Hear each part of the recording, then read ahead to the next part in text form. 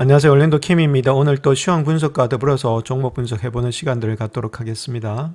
자, 먼저 들어가기 앞서서 제가 4일 전에 저번에 말씀을 드렸던 유동성 장세는 지속이 되고 있고 버블은 아직 멀었다. 자, 이렇게 말씀을 드렸죠. 자, 거기서 제가 관심 종목으로 보자 했던 종목들이 이런 종목들이었는데, 자, 오늘 장에서 많이 갔던 종목은 오클로가 많이 갔죠. 그다음 조비도 많이 갔고, 자, 그다음 아이온큐도 많이 갔습니다. 자, 그다음 또 많이 갔던 종목이 네비우스라든지 이런 종목들 있죠. 그래서 이 종목들 한번 생각해 보시면은 저번에 많이 갔던 것은 오라클이 많이 갔습니다. 그다음에 브로드컴 이런 것들 많이 갔는데, 자, 그때 모습하고 지금 모습하고 좀 다른 이유는, 자, 이런 것들이 가고 있는 것은 다른 것이 아니라 지금 이제 종목 장세가 러셀 중심으로 가고 있다는 겁니다. 저번에는 갈 때는 이런 식으로 아무래도 반도체라든지 가는 종목들 있죠. 큰 종목이 갔던 것이 지금은 일단 장세 자체가 조금 일단 줄어들어서 중소형주 중심으로 장이 계속해서 올라가고 있다. 그렇게 보시면 되겠죠. 그래서 이런 종목들에 우리가 지금 이제 관심을 가지면서 좀 보셔야 될 때다. 저렇게 말씀을 드리겠습니다. 자, 그래서 오늘 시장을 한번 볼 것 같으면 다우는 일단 0.37%, 나스닥이 0.72%, S&P 500이 0.49%, 러셀은 0.78% 좀 하락했다. 자, 전반적으로 하락은 많이 했는데 올라가서 조금 쉬고 있죠. 그럼에도 불구하고 종목이 어느 정도 되는 종목들은 계속 기대치에서 상승이 되고 있다. 자, 이렇게 보시면 되겠죠. 그래서 지금은 이쪽에다가 조금은 초점을 많이 맞추시면서 금리 인하가 많기 때문에 그런 쪽으로 좀 종목을 갖다가 편입하셔야 되지 않나. 자, 그렇게 생각이 듭니다. 자, 그래 오늘 하루 동안 일단 장세를 한번 보시게 되면 이런 식으로 일단 지금 이제 기술주 중심으로 일단은 방어가 좀 됐다는 겁니다. 즉 말해서 테슬라도 420불 위에서 방어가 되었고, 구글이라든지 애플, 그 다음에 지금 마소라든지 엔비디아 이런 것들 있죠. 이런 것들은 콜옵션들이 많이 들어왔기 때문에 그 행사 가격 위에서 일단 어느 정도 다 마감이 되었다. 이렇게 보시면 되겠죠. 그 다음 중소형주가 좀 올라갔고, 특별히 월마시라든지 에너지 이런 쪽은 조금은 하락세가 깊었다. 저렇게 보시면 됩니다. 그 다음에 반도체 주식은 뭐 그렇게 좋지가 못했고, 인텔은 한번 올라갔다가 약간은 꺾이는 모양이 있었다. 이렇게 보시면 되겠죠. 오라클, 팔란티아 상당히 좋은 모양이 있었다. 시너시스도 좋았고, 자, 그런 모양이 있었던 것이 하루 동안의 장세였다. 그래서 선물 옵션 어느 정도는 방어를 해주면서 계속해서 일단 지금 주가 자체는 상승으로 가고 있다. 이렇게 말씀을 드립니다. 자, 현재 레이 달료가 했던 이야기를 한번 보겠습니다. 자기가 AI에 대해서 어떻게 생각하고 있는지. 그래서 현실적으로 AI는 너무나 혁신적이고 파괴적이어서 현재 시장에서 초대형 기업들의 가격이 정확하게 책정되어 있는지 확실히 말하기는 상당히 어렵다. 그렇게 말하고 있죠. 자, 그럼에도 불구하고 그보다 더 큰 영향을 미칠 것인데 아직 충분히 반영되지 않은 것이 AI다. 그로 인해서 기업의 수익이라든지 효율성 등에 미치는 영향이 상당히 많을 거다. 그렇게 말하고 있죠.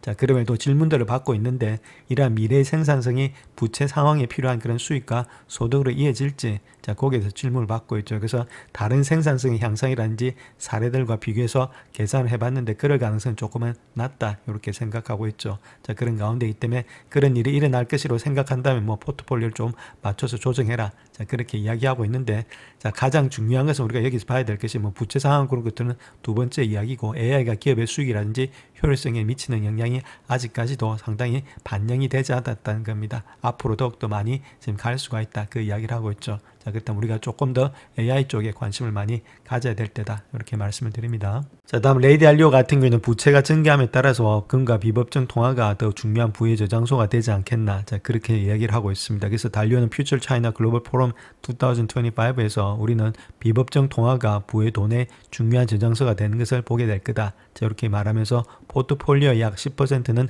금으로 투자하면서 자산을 다각화해라 해라. 자, 그렇게 이야기를 하고 있습니다. 그래서 미 정부의 과도한 지출, 그 다음에 급증하는 부채, 이런 것들이 지속 불가능을 해줬다. 그렇기 때문에 세계 경제의 최대국인 미국이 통화 질서를 위협할 심각한 재정 위기에 직면해 있다. 이렇게 경고하면서, 자, 대규모 일단 세금 법안이 있죠. 트럼프가 했던 것들, 그런 것들이 향후 10년간의 부채가 3조 4천억 달러가 증가할 것으로 예상이 되고 있기 때문에, 자, 이때는 아무래도 지금 금으로 좀 바꿔놔야 되지 않나. 자, 그렇게 이야기를 하고 있습니다. 자, 먼저 CNBS에서 나와 있던 내용들을 한번 살펴보겠습니다. 이렇게 가시다가 프로라고 되어 있죠. 자, 이런 것들 누르셔도 나오지가 않습니다. 이런 것들 돈을 내야만이 나오니까, 자, 이런 것들 일단 계속해서 말씀을 드릴 테니까 깊이 있게 보시고 자기 것들을 만들어 가셨으면 좋겠습니다. 그래서 BOA 같은 경우에 쓰시는 칩메이커의 장비 주식이 엔비디아와 인텔 거래의 큰 수혜자가 될 수 있다. 이렇게 밝히고 있는데, 자, 그렇다면 왜 그렇게 되는지, 자, 거기에 대해서 한번 살펴보겠습니다. 자, 그래서 그 회사는 ASML이다 이렇게 밝히고 있고, 뱅크 오브 아메리카에 따르면은 엔비디아와 인텔의 50억 달러 규모 거래 이후에 반도체 장비 수요가 증감에 따라서 성장이 예상이 된다. 자, 그렇게 이야기하고 있죠. 그래서 아무래도 이렇게 매수 의견을 제시하면서 목표가를 833달러에서 1082달러로서 상향 조정했다. 자, 이렇게 말하고 있습니다. 자, 그 사람이 애널리스트 DDL인데, 자, 이런 사람들이 어떤 식으로 생각하고 있는지, 자, 그런 논리만 우리가 로직만 알면 되겠습니다. 자, 그래서 인텔 거래는 두 당사자 간의 파운드리 계약에는 미치지 못하고 있다. 자, 그럼에도 데이터 센터와 PC 모두에서 인텔의 경쟁력이 더욱더 강화될 가능성이 반도체 업계에서 긍정적일 것으로 생각한다. 자, 그런 가운데 때문에 주가를 올렸다. 그 이야기를 하고 있죠. 또한 이번 계약에 따라서 인텔은 자사의 CPU를 갖다가 엔비디아의 AI 플랫폼에 통합을 하고 파트너사의 그래픽 기술을 갖다가 자사 CPU에 추가할 예정에 있다. 이렇게 말하고 있고, 그래서 이 파트너십 자체를 본다면 또한 어려움을 겪고 있는 인텔의 절실히 필요한 자본을 투입하면서 반도체 생산 장비의 추가 구매를 비롯한 여러 사업 비용에 활용할 수 있게 해줄 것이다. 그래서 반도체 생산 장비의 추가 구매가 있으니까 아무래도 ASML이 또 수혜를 받지 않나. 자, 그렇게 봐여지고 있죠. 또한 지금 이제 뱅크 오브 아메리카에 따르면은 마이크로칩 생산 공정에서 사용되는 리소그래피 장비 수요도 올해 증가되면서 ASML이 호재로 작용이 되고 있다. 이렇게 말하고 있죠. 이런 것들이 복합적으로 되면서 아무래도 조금은 이쪽에만 수혜가 되지 않겠나 그렇게 보여집니다. 자, 또한 미국의 여러 개의 새로운 칩 제조 시설이 개장될 것으로 예상되는 가운데 추진력의 주가가 앞으로 더 많이 상승하지 않겠나. 자, 그렇게 보여지고 있고, 특별히 2027년도에 주목을 기울일 가능성이 많는데, 그 이유는 미국의 여러 개의 신규 공장들, 인텔, 삼성, TSMC 이런 것들이 문을 열 예정이기 때문에 매출이 상당히 늘어날 것으로 기대가 되고 있다. 그래서 전년동기 한 21% 성장이 예상이 되지 않겠는가. 자, 그렇게 보여지고 있죠. 그래서 대다수의 지금 애널리스트 자체가 지금 데이터에 따르면 강력 매수 아니면 10개 이상의 보유라든지 5개 등급을 받고 있다. 보유 등급 5개, 10개 일단 매수 등급을 받고 있다. 자, 그렇게 보여지고 있죠. 그래서 이 정도로 지금 이제 15명 정도가 레이팅을 주고 있는데 2명이 강력 매수, 8명이 구매, 그 다음에 5명이 홀드로서 매도는 없습니다. 자, 그런 가운데 있다면 좀 길게 보신다면 지금부터 많이 성장이 되지 않겠는가. 그 이유가 인텔과 삼성과 TSMC가 문을 열 예정이기 때문에 매출이 상당히 늘어날 것으로 예측이 되고 있다. 신규 교장이 늘어나니까 아무래도 물건이 많이 들어야 되겠죠. 자, 그런 것들 우리 한번 보면서 이런 것들도 길게 보시면서 장기 투자 가능하지 않겠나 한번 생각을 해보자. 저렇게 말씀을 드립니다. 자, 다음 엔비디아에 관해서 조금 다른 시각을 가지고 있는데 그것이 시티은행입니다. 그래서 파트너십의 영향이 좀 제한적이다. 저렇게 예상하면서 인텔의 등급을 하향 조정했다. 이렇게 밝히고 있죠. 그래서 우리가 일단 주식을 할 때 아무래도 다른 사람들이 생각하는 것들, 자, 이 사람은 이렇게 생각하고 상승으로, 어떤 사람 또 하락으로 생각하고 또 리스크 있게 생각하는 것들 있죠. 그런 것들 모두 다 우리가 수용을 하셔야 됩니다. 한 방향으로 보시면 안 되고, 자, 그런 가운데이기 때문에 그런 것들을 다 수렴을 해서, 자, 그 다음에 일단 자기 나름대로의 판단을 내려셔야 제대로 된 그런 논리적인 사고가 나온다. 저렇게 말씀을 드립니다.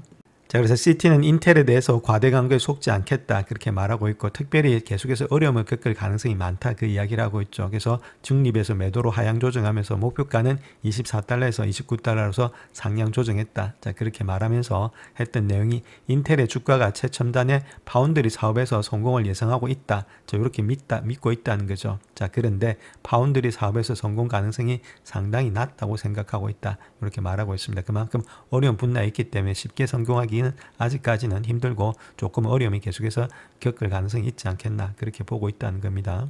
자, 그래서 이번 계약에 따라서 인텔은 파트너사의 인공지능 플랫폼의 CPU를 갖다가 개발하는 것 외에도 엔비디아의 그래픽을 갖다가 자사 CPU에 통합할 예정이 있다. 그렇게 말하고 있죠. 그런데 엔비디아의 기술을 갖다가 자사 CPU에 통합하려는 인텔의 계획이 이미 저렴한 가격에 강력한 멀티코어의 성능을 갖춘 프로세서를 제공하고 있는 AMD에 비해서 우위를 갖다 점하기는 어렵다. 그 이야기를 하고 있죠. 자, 그것이 주된 이유고, 자, 그로 인해서 인텔의 CPU의 경쟁력이 높아진다고는 생각하지 않는다. 또한 프로세서는 PC의 주요 성능의 드라이버이기 때문에 다른 회사의 그래픽을 통합한다고 해서 CPU의 경쟁력이 높아지진 않는다. 자, 이것이 가장 큰 문제다. 자, 그렇게 말하고 있고, 두 번째는 은행은 인텔과 엔비디아의 AI 협업이 전체 시장 가치에서 10억에서 20억 달러밖에는 되지 않기 때문에 큰 수익을 낼 가능성은 낮다. 요 두 번째 이유입니다. 자, 그런 가운데 있기 때문에 아무래도 큰 시너지는 나타나지 않고 있다. 이게 또 맞는 말이죠. 자, 그러니까 우리가 조합을 해서 생각해야 되겠고, 물론 저도 일단 이렇게 생각하고 있는데 지금 바로 일단 주가가 올라가서 그것 때문에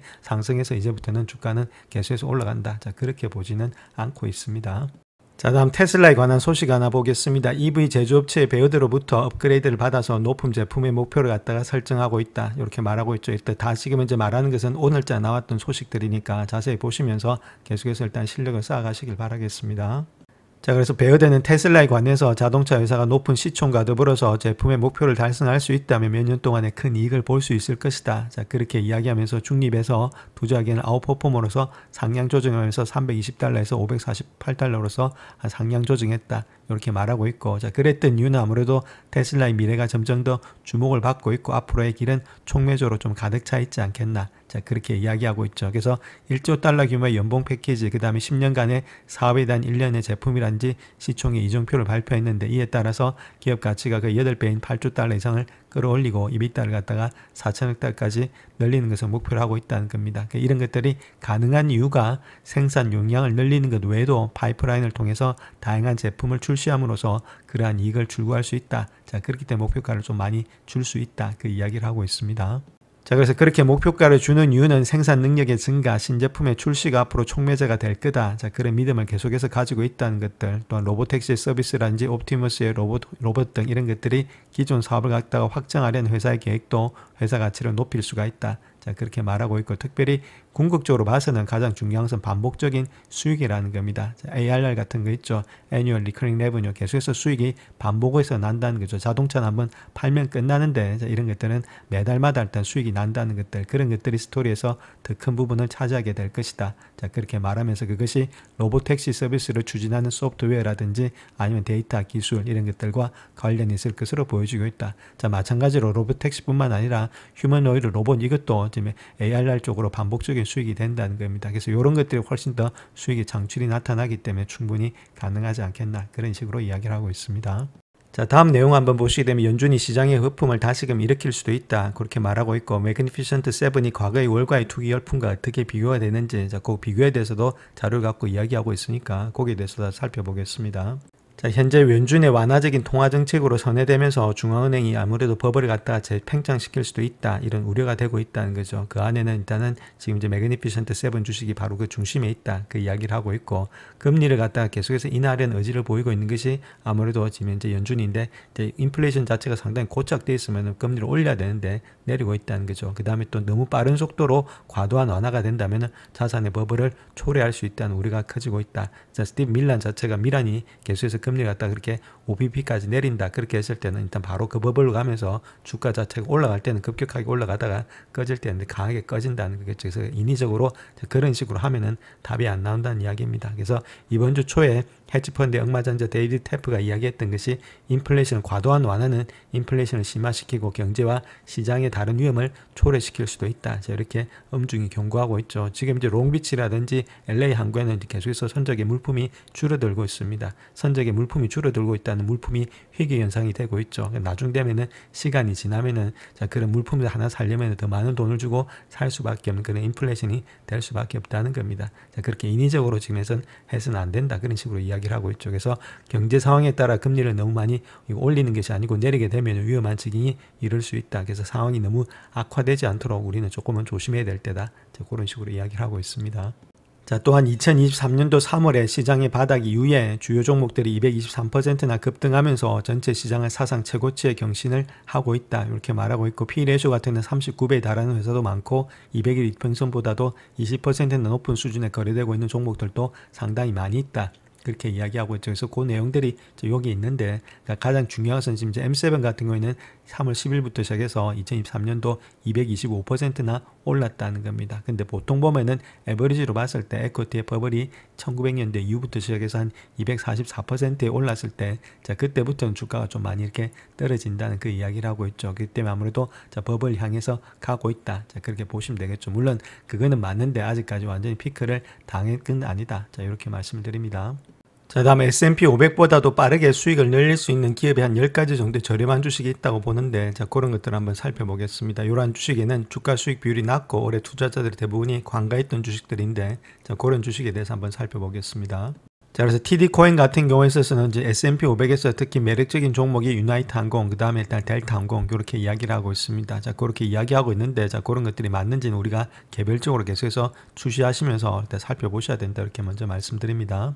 자, 그 외 종목들을 한번 보시게 되면 향후 12개월 동안의 EPS의 컨센서스 추정치 있죠. 요걸 기반으로 P/E 레이쇼의 비율을 한번 살펴봐야 되겠고, 또한 4분기가 다가옴에 따라서 2026년도 회계연도의 EPS의 추정치 이런 것들을 주가로 나누어서 분석해봤다. 저렇게 말하고 있죠. 그래서 팩세시스 실시한 애널리스트의 설문 결과를 바탕으로 EPS의 가중에 일단 21.9배를 P/E 레이쇼에 적용하면서 거래가 되고 있는데, 그런 종목들이 어떤 종목들이 있는지 한번 알아보겠습니다.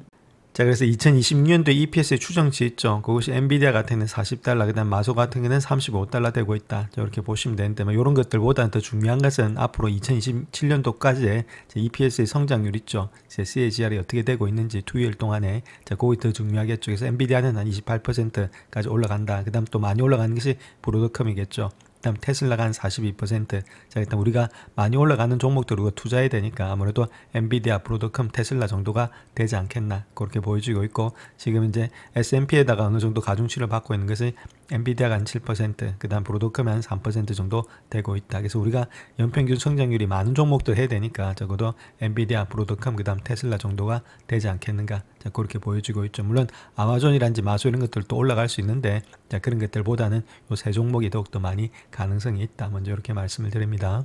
자, 그 다음 또 2027년도까지 EPS의 성장률 있죠. 그것이 한 18에서 한 19%, 20% 되는 종목들 한번 보시게 되면 에버레스트가 있고, 코테라가 있고, 포드가 있고, 유나이티드 에어라인, 델타, 자, 이런 식으로 있죠. 그럼 이런 주식들은 우리가 조금은 눈여겨보면서 한번 투자해 볼 만하다. 이렇게 보시면 되겠죠. 그래서 밸류에이션이 낮은지, 그 다음 정말로 EPS 성장률이 이 정도로 늘어나는지 한번 체킹하시자. 이렇게 말씀을 드립니다.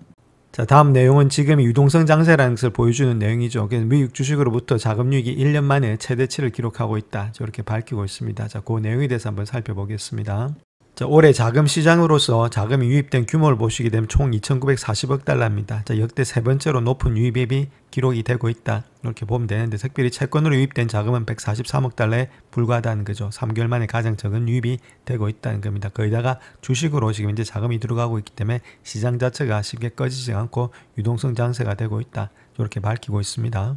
자, 다음은 위성 주식에 대해서 이야기하고 있는데, 2천억 달러 규모의 호황 기회로부터 이익을 얻을 수가 있다. 이렇게 말하고 있고, 뱅크 오브 아메리카에 따른 무선이란지 광대역 그 방위 시장은 아무래도 지구의 저고도에 중점을 둔 위성 회사에 엄청난 기회를 제공할 것이다. 이렇게 말하고 있죠. 그래서 우리가 위성 주식에 대해서도 한번 알아봐야 된다. 이렇게 말씀을 드립니다.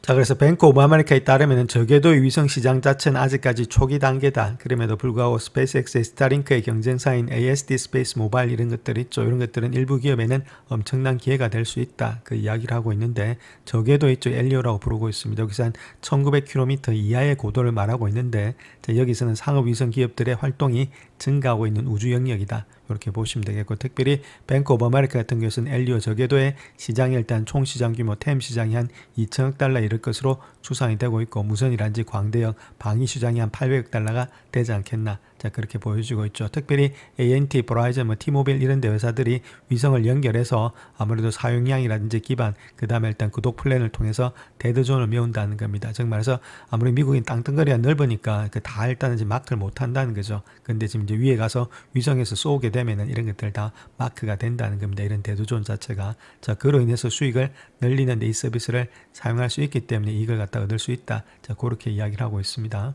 자, 그래서 그 중에서도 가장 큰 수혜자는 이러한 위성을 갖다가 건설하는 회사가 되지 않겠는가 그렇게 보여주고 있는데, 스타링크라든지 아마존의 지금 이제 카이프 프로젝트라든지 AST 스페이스 모바일 이런 회사들이 될 것으로 보여주고 있다는 거죠. 그래서 스타링크는 이미 가장 큰 사업의 영역을 확보하고 있지만은 아무래도 여러 성장가 나올 가능성이 많이 있다. 이렇게 보실 수가 있는데, 자, 스타링크는 아직까지는 비공개 기업이죠. 그 다음에 프로젝트 일단 카이프 같은 경우에 있어서도 아마존의 거대한 제국의 일부에 불과하다. 자, 그럼에도 AST 스파이스 모바일 이런 것들은 공공시장의 투자자가 엘리오 추세에 투자할 수 있는 보다 적합한 그런 판급을 제공하는 회사가 되지 않겠는가. 그렇게 보여지고 있고, 특별히 AST 같은 경우에는 현재 궤도에 6개 이상의 일단 위성을 보유하고 있지만은 뱅크 오브 아메리카는 위성 수가 그보다 훨씬 더 늘어날 것으로 예상이 되고 있다는 거죠. 그래서 AST 스페이스 모바일 같은 경우에는 50개 이동통신사들과 협력 관계를 맺고 있다. 이렇게 밝히고 있습니다. 자, 또한 미국의 서부 지역에서 무선의 5G 서비스가 제공되지 않는 지역이 AST를 통해서 제공되는 서비스의 후보가 되고 있다. 이렇게 말하고 있고, 2분기 실적을 발표하면서 2026년도 말까지 미국, 유럽, 일본 등에서의 시장과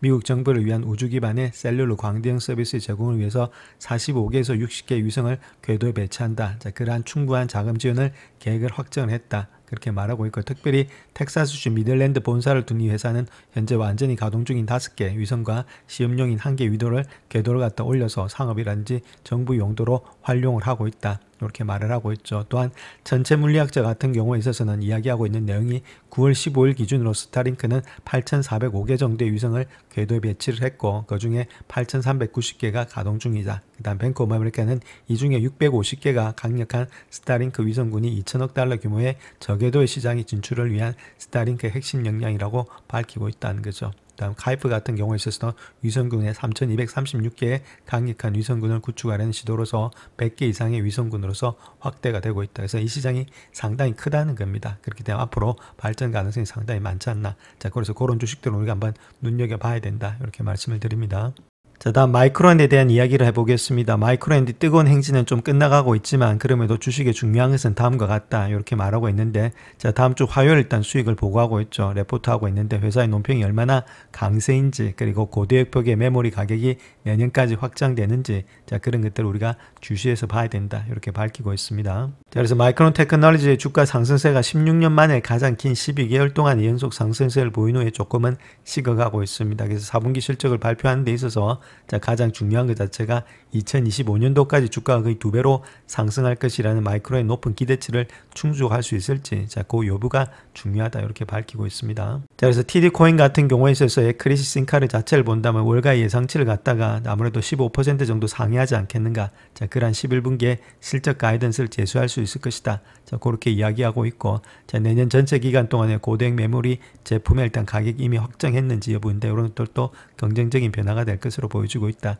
이렇게 말하고 있죠. 또한 계속해서 일단은 지금 이제 상승됨에 따라서 회사의 마진 전망도 주목할 수 있는데, 11월 분기의 매출 총이익률이 한 40% 후반대에 도달한 후에 2월과 5월 분기에는 50%를 상회할 가능성이 있다. 이렇게 전망이 되고 있죠. 그래서 5월 분기에는 39%의 조정 매출 총이익률을 기록했다. 이렇게 말하고 있고, 그래 인해서 목표가를 갖다 150달러에서 180달러로 상향 조정했다. 자, 이런 식으로 이야기를 하고 있습니다. 자, 그 다음 또 서브스퀴나 같은 경우에 있어서는 이번 주 초까지 목표 주가가 200달러를 갖다 제시하면서 더욱더 낙관적인 전망을 내놓고 있다. 이렇게 말하고 있고, 최근의 모멘텀을 고려해 본다면은 마이크론 주가는 상승 반전 후에 상승세를 보일 것으로 예상이 되고 있다. 이렇게 말하고 있죠. 특별히 2020년도 말까지 연간의 주당 순이익이 20달러를 상회할 것으로 예측이 되고 있는데, 아직까지 주가가 충분히 반영하지 못했다. 이렇게 이야기를 하고 있습니다. 그래서 백셋의 컨센서스는 주당 한 14달러에 일단 불과하다. 이렇게 말하고 있죠. 그렇기 때문에 좀 간격이 많기 때문에 더욱더 많이 갈 수가 있다. 자, 그 이야기를 하고 있고,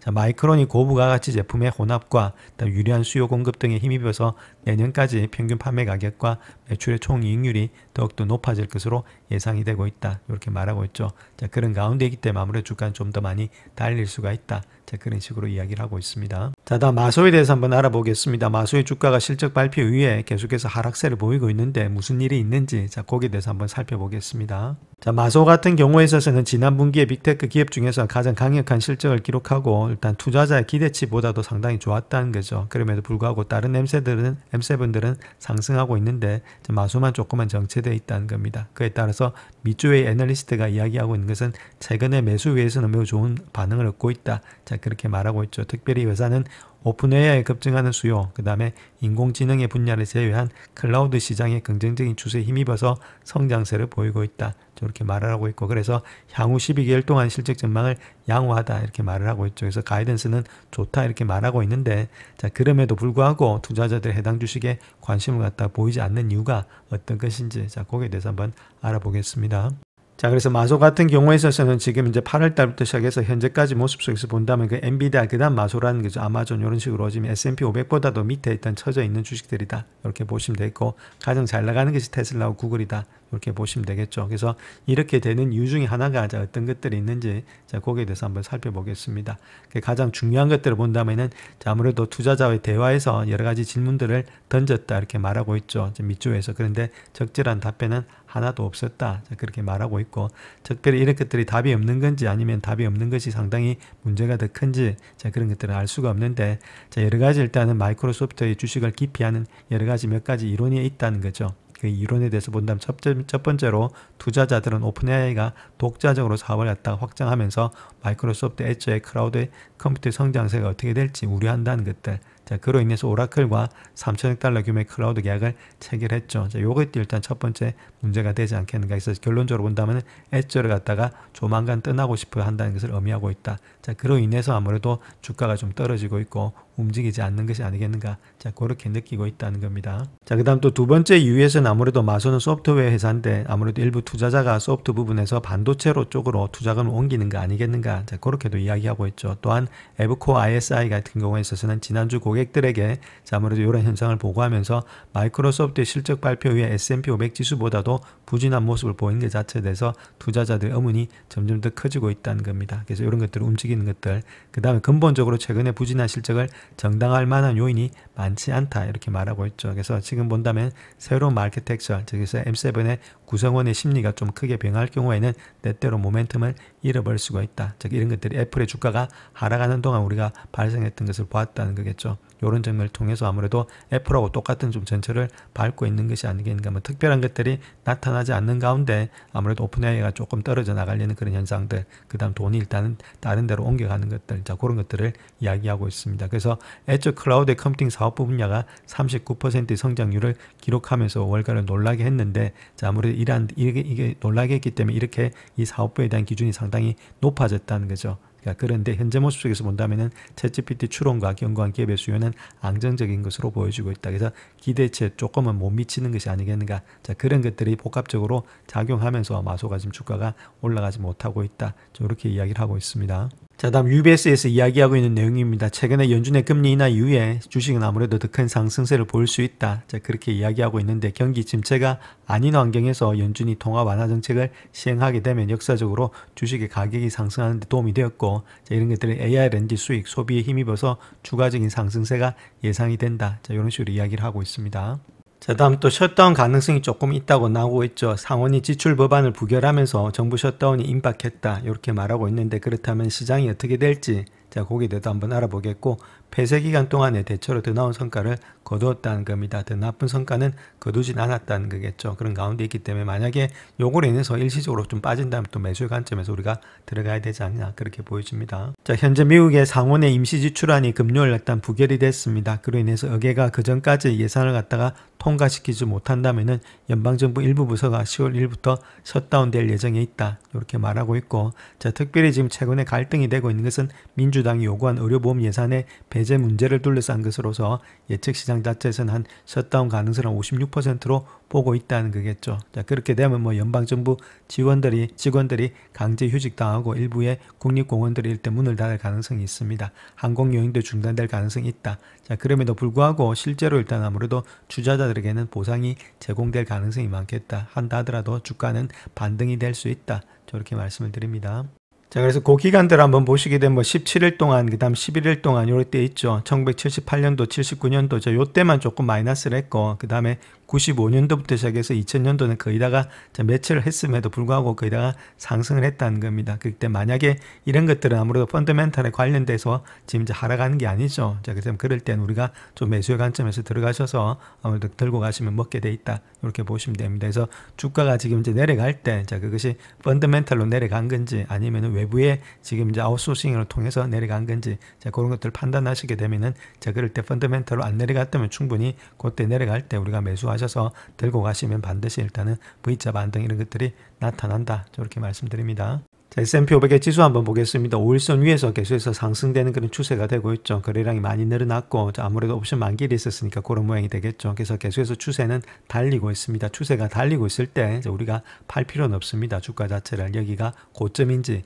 저기가 고점인지는 알 수가 없다. 이렇게 보시면 되겠죠. 다우 역시도 계속해서 달리고 있죠. 그렇기 때문에 이렇게 추세가 고점을 돌파하면서 신고가를 나타내면서 갈 때는 어디가 고점인지를 알 수 없습니다. 함부로 일단 논하진 마시고 계속해서 들고 가는 전략이 필요하다 이렇게 보시면 되겠죠. 나스닥도 마찬가지입니다. 그 다음에 나스닥 100이라든지 나스닥 역시도 계속 상승이 되고 있죠. 자, 그런 가운데이기 때문에 물론 조정이 약간 올 줄로 생각했는데 제 같은 경우에 있어서는 뭐 조정 없이 계속해서 9월달이 다가고 있다 이렇게 보시면 되겠습니다. 자, 러셀 같은 경우는 약간 일단 지금 이제 눌림목이 받고 있는데, 자 그럼에도 불구하고 이거 역시도 추세는 상승 중에 있기 때문에 계속해서 달리고 있다. 그래서 우리가 털어도 조정이 온다고 말씀을 드렸지만은 조정이 와도 우리가 일단 갖고 있는 주식은 털지 말자 이렇게 말씀드립니다. 말씀드렸죠. 물론 그때 약간 일부 조절, 즉 말해서 뭐 10%, 15% 일부 조절한 후에 밑에 온다면 빠진다는 그런 개념으로 현금화해서 가져가는 건 괜찮은데 완전히 이렇게 털 필요가 없다는 겁니다. 지금도 마찬가지죠. 털 필요 없는 이유는 아직까지는 펀더멘탈로 회사가 꺾이지가 않았기 때문에 우리가 이런 데서는 털 필요 없다. 저렇게 말씀을 드립니다. 자, 그와 반해서 지금 이제 비트코인하고 이더리움이 조금은 꺾여 있는 모양이 있죠. 물론 200일선을 일단 돌파하면서 와 있기 때문에 아직까지는 상승의 추세다 이렇게 보시면 되겠고, 자, 그렇게 해서 일단 쌍봉이 나타났다 이런 개념으로 약간은 꺾인다 이렇게 보실 수도 있는데, 자, 그런 것과 더불어서 아직까지는 추세 자체는 위에서 놀고 있죠. 자, 이런 식으로 일단 올라가서 약간 지금 이제 눌림목이 되면서 왔다 갔다 한다. 자, 이렇게 보시는 것이 훨씬 더 바람직하다 이렇게 보시면 됩니다. 약간의 눌림목은 있어도, 자, 여기도 마찬가지죠. 이더리움도 조금은 꺾이는 모양은 있습니다. 올라가서 고점을 돌파하지 못하기 때문에, 자, 그런 가운데도 있는데, 자, 그런 것들도 보실 수가 있겠지만 이런 식으로 고점을 돌파해서 위에서 이렇게 횡보가 되고 있다 이렇게 보시면 되겠죠. 그래서 이런 것들이 완전히 꺾이는 것은, 자, 이런 식으로 해서 여기가 무너질 때 있죠. 무너지고 올라오지 못할 때, 자, 그럴 때 보면 완전히 꺾이는 모양이기 때문에 아직까지 그런 모양이 나타날 때까지는 들고 가는 것이 바람직하다 이렇게 말씀을 드립니다. 자, 오늘 10년물 금리 한번 보겠습니다. 0.46% 도로 올라가고 있죠. 자, 마찬가지로 30년물 또 마찬가지로 올라가고 있다. 0.51%. 물론 2년물은 일단 크게 뭐 변동은 없습니다. 그럼에도 불구하고, 자, 이런 식으로 중기물, 단기물이 기간 프리미엄을 달라고 올라가고 있다는 이야기는, 자, 이번에 일단 25bp 하락 자체가, 자, 트럼프 발 하락이다. 자, 이런 것들 갖다가 채권 시장에서는 용납이 안 되고 있다 이렇게 보시면 되겠죠. 내려갈 때 같이 내려가야 되는데 내려가지가 않고 누군가가 사주질 않고 있다는 겁니다. 채권의 가격을, 채권을 갖다가. 자, 그로 인해서 계속해서 금리는 올라가는 입장에 있다 이렇게 말씀을 드립니다. 자, 다음 금값 한번 보겠습니다. 레이 달류가 이야기했던 것처럼 금값 자체는 그렇게 내려갈 가능성이 거의 없어 보인다 이렇게 보시면 되겠죠. 아무래도 달러 가치는 계속해서 하락되고 있으니까 오늘장이 좀 반등이 되고 있는데, 자, 그럼에도 달러 가치 자체가 완전히 뭐 100을 돌파하면서 올라간다 이렇게 보지는 않고 있죠. 자, 그런 가운데 있기 때문에 우리가 어느 정도는 일부를 갖다가, 자, 골드에 가다가 약간은 편입하는 것도 나쁘진 않다 저렇게 말씀을 드리겠습니다.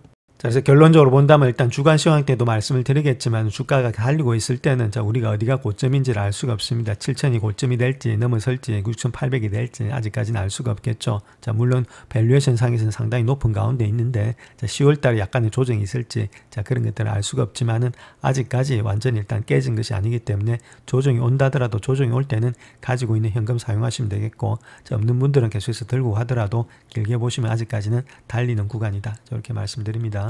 영상을 끝까지 시청해 주셔서 감사합니다. 영상이 도움이 되셨다면 구독과 좋아요 부탁드립니다. 감사합니다.